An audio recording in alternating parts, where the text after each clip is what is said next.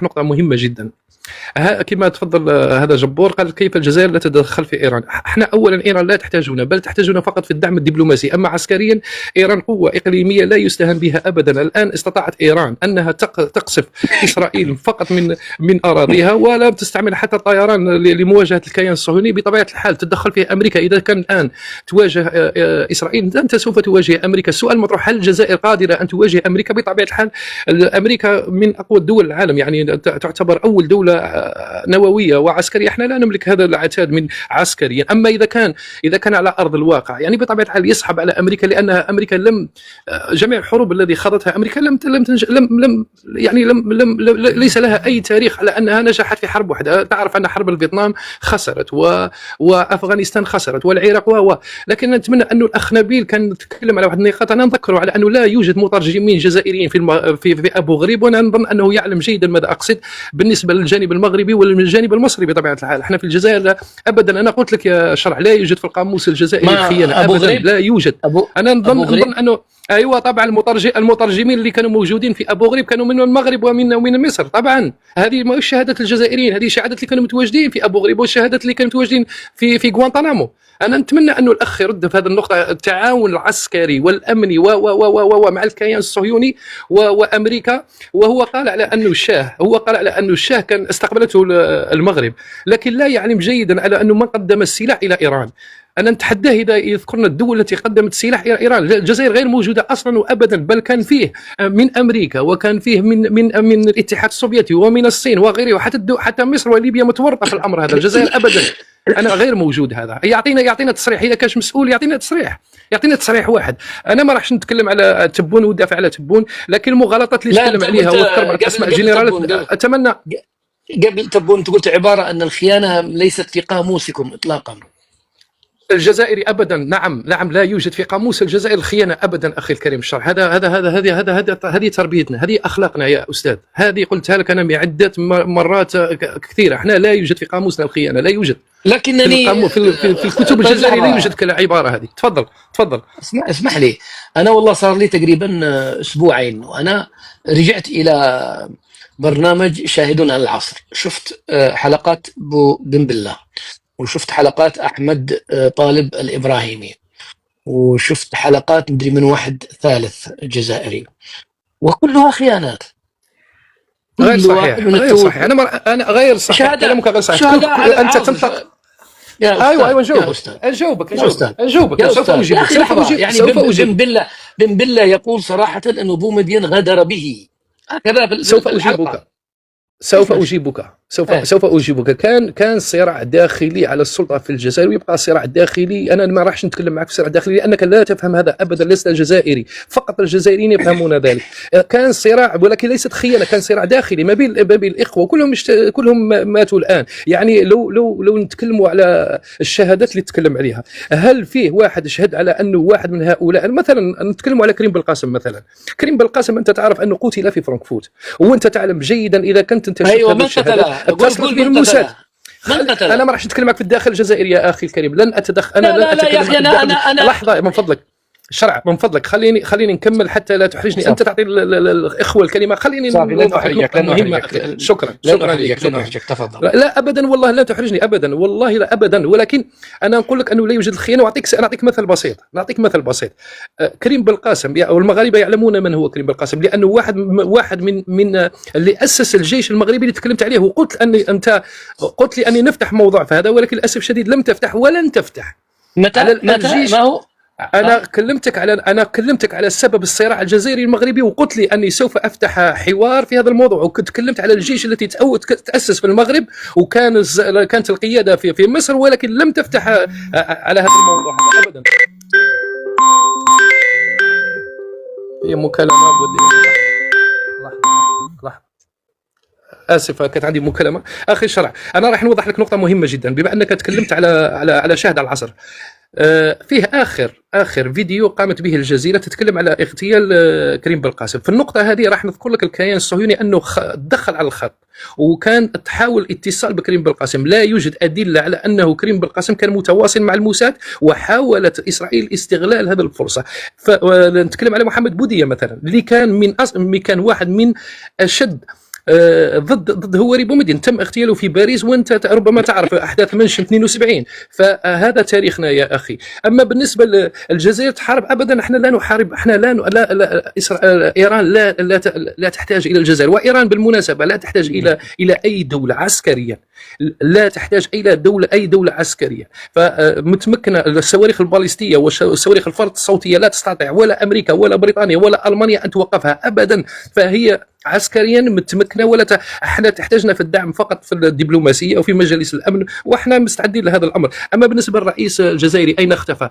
لم يختفي اخي الكريم. الكلمه اللي قالها الوفد الجزائري في مجلس الامن كانت كلام صادر من السلطه الجزائريه، كانت رساله جميله جدا. قال ان اسرائيل لا ترقى ان تكون دوله، فهذا كلام ممتاز للممثل الجزائري. قال على انها هذه لا ترقى ان تكون دوله. بالنسبه للمغاربه فاستقبلوهم يا اخي الكريم ودربوا العسكر تاعهم. احنا نفتخر على ان لا نعترف بها كدوله، وان شاء الله احنا مع الاخوه في فلسطين ظالمين او مظلومين. بالنسبه ليك انت شخصيا، انا راح نجاوبك على واحد السؤال: لماذا لم يخرج الشعب الجزائري الى مسيره الشارع؟ اخي الكريم، المسيره تعبر على الشعب انه اذا الدوله اتخذت قرار. احنا في الجزائر الشعب الجزائري لم يخرج الى مسيره لاننا شعبا وحكومه في القضيه هذه متفاهمين. يعني لو انه كان ولماذا ذهبتم في القافله اذا؟ نجاوبك على القافله. جميل جدا حتى سؤال القافله كانت فكره تونسيه تبناها المجتمع المدني، وكان اتفاق من الجزائريين. هذه منظمات ليس لها دخل بالدوله الجزائريه، كانت منظمات حقوقيه جزائر تونسيه. تونس هي صاحبه الفكره. ما فيش داعي القافله يا اخي، ما فيش داعي القافله. خليني اجاوبك على القافله يا اخي. لا اذا كان ما في داعي للتظاهر ما في داعي للقافله. لا ابدا، القافله كانت خرجت من السويد يا اخي الكريم. انت شفت هذه السويديه الطفله عندها اظن 14 سنه 15 سنه، وكان فيه توافد من جميع دول اوروبا، وفيها المغاربه بالمناسبه، كانوا فيه مغاربه يا اخي بالمناسبة. اي السويد يا اخي، اقول لك القافله اللي انطلقت من تونس. اي سويد؟ ايوه انا نتكلم على القافله اللي خرجت من تونس. القافله هذه هي الفكره تونسيه، واحنا نحيي الاخوه التوانسه، وهذه فكره رائعه، ومش فقط الجزائريين اللي وافقوا الفكره هذه، الاخوه الموريتانيين والسودانيين كان عندهم نفس التوافق، وهذا كان الهدف منها كسر الحصار. انا شفت لايفات كثيره تتكلم عن القافله، والله استغربت يا اخي. لو كان انا شفت المغاربه في امستردام، وانت الان قلت كلمه حق الان اشهد بها على انه معظم المغاربه ضد التطبيع، وهذا كلامك صحيح. انا عندي الاخوه زملاء مغاربه، واعرف الشعب المغربي معرف حق المعرفه، لاني بالمناسبه انا ابن الحدود الجزائريه المغربيه. فبطبيعه الحال انا نعرف انه الشعب المغربي ضد التطبيع، وهذا دليل قاطع على انه يوجد حوالي 15 منظمه حقوقيه ضد التطبيع والمسيره ضد التطبيع، وهذا دليل قاطع انه الحاكم الفعلي للكيان او للمملكه اندري ازولاي. انا ما راحش نتكلم على الملك، انا نتكلم على اندري ازولاي، هو الحاكم الفعلي. بالنسبه للاخ نبيل، انا اساله سؤال مهم جدا، هو تكلم على الجنرالات. انا نتمنى لو ترجع لويكيليكس اخي الكريم ونتحدثوا على جنرالات المغرب بالمناسبه. وفي نفس الوقت انا اسالك سؤال اذا تجاوبني. أنت تعرف أنه فرنسا بقيت في الجزائر 132 سنة. كم يوجد من معهد فرنسي في الجزائر؟ يوجد واحد في عنابة، واحد في وهران، واحد في تلمسان، وواحد في العاصمة. أنا أسألك أنت بالمناسبة، كم يوجد عندك أنت في المغرب من معهد فرنسي في المغرب؟ تحياتي لك، شكرا لك إن شاء الله. شكرا لك أخي. شكرا. سمير، سنعود للأخ نبيل نعطي حق الرد في الكلام بعد شوي. أخي أسعد، الأخ يتكلم باسم الشعب المغربي ويقول الشعب المغربي كله ضد التطبيع وغيره. أنا أقول من فوضك لتتكلم باسم الشعب المغربي؟ تكلم فقط عن الشعب الجزائري، لأنك أنت تمثل الشعب الجزائري. قال نحن لا نخرج لأننا مع النظام. لا يا أخي الكريم، أنت لا تخرج لأن سلطة بلادك لا تمنحك حرية التعبير. ليس لك حرية التعبير حتى تخرج وتعلن تضامنك مع غزة أو إيران. تعرف أخي أسعد، بعد 7 أكتوبر متى خرج الجزائريون؟ خرجوا يوم 18 أكتوبر. تعرف لماذا خرجوا يوم 18 أكتوبر؟ لأن في نفس اليوم أصدرت وزارة الخارجية الفرنسية قانون يبطل مجلس الدولة أصدر قانون يبطل القانون التي أصدرته وزارة الخارجية الفرنسية بتجريم التظاهر من أجل فلسطين. تخيل. وليتحداني وآتيه بالتاريخ وآتيه بالمقال، لأن مصيرهم ليس بيدهم حتى يقول أخرج أو غير أخرج. أنت ليس لديك حرية التعبير في بلادك. أنت بنصف كلمة ذهب وراء الشمس. عبد القماري بكلمة ذهبت وراء الشمس ومصيرها مجهول. من عبد القماري هذه؟ من هي عبد القماري؟ هذه ناشطة جزائرية تحدثت عن الأوضاع في الجزائريين، باتت ما صبحت ومصيرها مجهول. هذا الذي يتحدث على الخروج وأنه مع نظامه وأن له حرية التعبير. الذي شكك في أن بوخروبة أو الهواري بومدين رحمه الله على كل حال أنه مات مسموما، أقول لا، ارجع إلى الإبراهيمي وزير الخارجية آنذاك الذي كان أمين سر الهواري بومدين، والذي عاش معه فترة مرضه كلها مع مرضه وأفشله أسرار. قال أن أعراض المرض بدأت عليه بمجرد سفره من بغداد إلى دمشق ومن دمشق إلى الجزائر. هل هذه صدفة أخي الكريم؟ حتى أنيسة بومدين لم تستبعد أنه مات مسموما سنة 2005. أنيسة بومدين زوجة بومدين، يعني لا تشكك في هذه. لماذا سمم؟ لأن كان يلعب دورا خبيثا في الحرب الإيرانية العراقية. وأيضا الحادثة التي تحدث عليها أخي نبيل هي إسقاط طائرة وزير الخارجية الجزائري. أنت كجزائر وعندك من الهموم ما يكفي، اش دخلك أنت في إيران والعراق؟ لماذا تتآمر مع العراق ضد إيران؟ شنو اللي دخلك؟ وهذا إيران الذي يبكون عليها الآن، تخيل أخي أسعد الشرعي كانت تمول الكبا في العشرية السوداء، وكان هذا التمويل. طيب ماذا عن قصف طائرة وزير الخارجية الجزائري أيضا متعمد؟ نعم، قصفت لأنهم كانوا يلعبون دورا خبيثا، كانوا يتآمرون مع إيران ضد العراق. هم دائما يصطفون إلى جانب الشيعة ويصطفون إلى جانب النصارى أمام المسلمين. انظر إلى تيمور الشرقية. النصرانية ساندوها ضد أندونيسيا المسلمة. أفغانستان المسلمة وقفوا مع عدوهم اللي هما الشيوعيين، الاتحاد السوفيتي. وقال لك ان بومدين ذهب واعطى شيك على بايض 73. اتحداك ان تثبتها. هناك فيديو لجمال عبد الناصر يقول ان الجزائر لم يساعدنا بولا شيء في حرب 73، واكثر من ذلك قال اننا طلبنا البترول من الجزائر سنه 73 فرفض الهواري بومدين. اخي الكريم، انتم ما تغطيوش الشمس بالغربال، الحقيقه واضحه. سمير، أين اختفى الرئيس تبون؟ الرئيس تبون أقول أن من أعطاه النصيحة أو من أمره بأن لا يخرج في الفترة، أقول له أعطاك نصيحة من ذهب. وأقول لتبون هنا خدمتي عقلي، لأن تبون قد يتفوه بكلمة لا معروف تبون كيف يتكلم، يعني يقدر يقول كلمة تقلب الحرب من إيران إلى وهران. وتصريحاته معروفة أخي الكريم، قدر يقول شي كلمة الحرب تنتهي هناك وتبدأ هنا. لذلك أقول أن من نصحه وأن من حجر عليه الكلام وأن من منعه من الخروج بأمر أو نصيحة، والله العظيم لا دار فيه خير. تخيل معي أخي كريم واحد يتحدث على المايونيز ويتحدث على السكر والعدس، بس يقول في الحرب هذه قد يقول كارثة. هو ذهب إلى بوتين في عز الأزمة والحرب ديال روسيا الأوكرانيا، يقول أن بوتين صديق العالم. تخيل هذه، والعالم كله يحاربه، يقول له صديق العالم، وطلب منه الحماية، حمى نفسه، طلب منه الحماية. أخي الكريم، هنا سأرجع أخي إلى سمحت لي لإيران والجزائر التي تتباكى على إيران وتقول أن إيران إخوتنا. أنا الجزائر اللي هبط الجزائر اللي قبل قال لك إخواننا في إيران، قال لك إخوان في إيران يضربون الكيان لأن الكيان يحتل فلسطين. هل تعلم أن إيران تحتل الأحواز السنية العربية والإعدامات بشكل يومي؟ هل الأحواز مسلمين والفلسطين غير مسلمين؟ لماذا تميزون بين الكيانين؟ لماذا تميزون بين هذا الإجرام وهذا الإجرام؟ هذا نفاق أخي الكريم، لا تجزأ. إذا تجزأت المبادئ فهذا نفاق. تخيل أن إيران ما مرش مغالطة، إيران ما تحتلش الأحواز. نعم بالنسبه لازم روح ادخل المتحده داخل خريطه. لحظه يا كونغستار، لا يكذب يا اخي. فلسطين اذا كان مرجعه الامم المتحده، الامم المتحده فهم متحده كل شيء مغالطه في قدام كل شيء. نعم اسكت. وين ايران تحت الاحواز؟ هي وريني الامم المتحده. لا اسكت، هذا الشيء بعيد عليكم انتم. ولي بالامم المتحده مايونيز وخليكم خلاص يا كونغستار. لحظه خلينا نكمل. تخيل ان هذه ايران التي دربت المدعو محفوظ طاجين احد امراء الجيه وسلحت الكبابيين ابان العشريه السوداء، واثر ذلك النظام الجزائري قطع العلاقات مع ايران ولم ترجع الا في عهد بوتفليقه في بدايه الالفينات. تخيل هؤلاء ابكي عليهم انا الان، ابكي على من قتل اولاد بلدي. تخيل أخي الكريم، تعرف أن الجزائري ليس له بوصلة، البوصلة عندهم مخربة. وهذه إيران التي تبكي عليها، واش فراسك أخي الشرعي أن هذه الطائرات B2 سبيريت مرت من الأجواء الجزائرية؟ لا هذه مبالغ فيها. هاي من اندبندنت من اندبندنت. يا اخي هي اقلعت من الخليج كل هذه الامور. الاندبندنت تقول شيء اخر، سموها اوبريشن ميد نايت هامر، واقلعت على لا لم تقلع من الخليج، عبرت الاجواء، لا اقلعت من الولايات المتحده الامريكيه اير فورس بيز، ومرت عبر الاجواء الجزائريه. سمير لحظه من فضلك، اسم اوبريشن. اخي الكريم لا تقاطعوا من فضلكم. ايوه اريد اتحقق من اندبندنت. ميد نايت هيمر. يلا اسكت، ما تقاطعوش.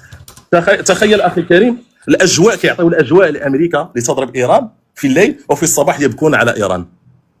هل يعني معقول والطائرات مره تكلموا مع برج المراقبه قالوا هذه طائره امريكيه رايحين نقصف اي برج المراقبه؟ اجواء الجزائر مستباحه اخي الكريم، اخي الكريم. هم دائما مع الفئه الرابحه، مع الفئه الرابحه اخي الكريم. وقد قلت لك في اللايف السابق ان الجزائر لا تشكل عدوا لا لامريكا ولا للكيان، لان ياخذون منها ما شاءوا ان شاءوا. واتيتك بموقع معترف به من الامم المتحده ومن الاتحاد الاوروبي ومنظمه التجاره العالميه فيه ان الجزائر باعت في 2024 32 مليون دولار من الهيدروجين للكيان الازرق. هؤلاء ليس لهم مبادئ اخي الكريم. واذا رجعنا في التاريخ نجد مملوء بالخيانه. والله لو استطعت، لو الوقت زعما يسعفني نجبد لك الخيانه ديالهم التاريخيه. والله من عهد مصيصه ديالهم اللي كان سبب دخول الرومان لشمال افريقيا، هو من وضع يده في سكيبيوس الافريقي واتى بالرومان الى شمال افريقيا. الحماديون الذين كانوا يهجمون على المرابطين عندما كان المرابطون في الاندلس حمايه الاسلام والمسلمين. المارينيون عندما كانوا والله كله بالادله، كله موثق اخي اسعد. المارينيون عندما كانوا يعبرون الى الاندلس لحمايه الاسلام، كان الزيانيون يتحالفون مع القشتاليين وبنو الاحمر. جزيره ليلى اخي الكريم صخره عندما اراد المغرب استرجاعها، الجزائر وقفت مع من؟ مع المسلمين ام مع النصارى؟ وقفت مع النصارى. وقعت اتفاقيه الصداقه وحفل الجوار مع اسبانيا في نفس السنه 2022. 2021 المغرب يحاصر سبته، البرلمان العربي بالاجماع يقول سبته ومليليا مغربيتين، من خرج عن الاجماع فقط الجزائر. تاريخ كله خيانات، اسبانيتين، خيانات. نتحداك الا انتم طالبتوا بهم، ويستيقظ الجزائر لا يطلب بهم يا اخي على ايران. يا ودي بركه ما تخرط يا اخي، قولوا انتم تقولوا اسبانيتين يا كونغستر. يعني الرجل احترمك وانت تتكلم، لم يا اخي يكذب على المباشر. احنا قال لك يكذب بعد ان طالبوا بهم نتحدى، طالبوا بهم يا اخي بعد ان يكذب اطلب نقطه نظام وادحض كلامه يا اخي. طالب بهم باتي تخرج علينا. تخيل اخي اسعد أن دولة تاريخها كله عار وخيانة للمسلمين وليس فقط العرب. خيانة للمسلمين وليس فقط العرب. يأتيني اليوم ويقول أنا مع إيران لأن إيران تضرب الكيان، وأنت أيضا كيان. أنا عندي جريدة رسمية فرنسية تقول سنكون الجزائر على شكلة إسرائيل، وإذا أردت أتيك بها الآن. الجزائر كيان وظيفي في المنطقة. أختم بهذه أخي أسعد الصورة التي أتيت بها لموسى الصدر. أقول لك أن الشيعة متغلغلة في الجزائر. تعرف أن في الجزائر السفارة الإيرانية فيها معممين، وتعرف أن معممين هي مراجع. العمامة هي مرجع ديني. السفارة الجزائرية هذه قالها بير ختال في الجزيرة فيها معممين، وعندهم حسينية في بير خادم، منطقة بير خادم فيها حسينية. ممكن توقفه يكذب اخي الكريم، ممكن توقفه يكذب. لا مش اوقفه يا اخي، كبرني. اوكي كبرني راني في الاندبندنت غير موجود. لكن يكمل يا اخي، لماذا تقاطعه؟ يكمل. ها اندبندنت هو على وشك ان يريدون التشويش اخي الكريم. ها اندبندنت ها المسار.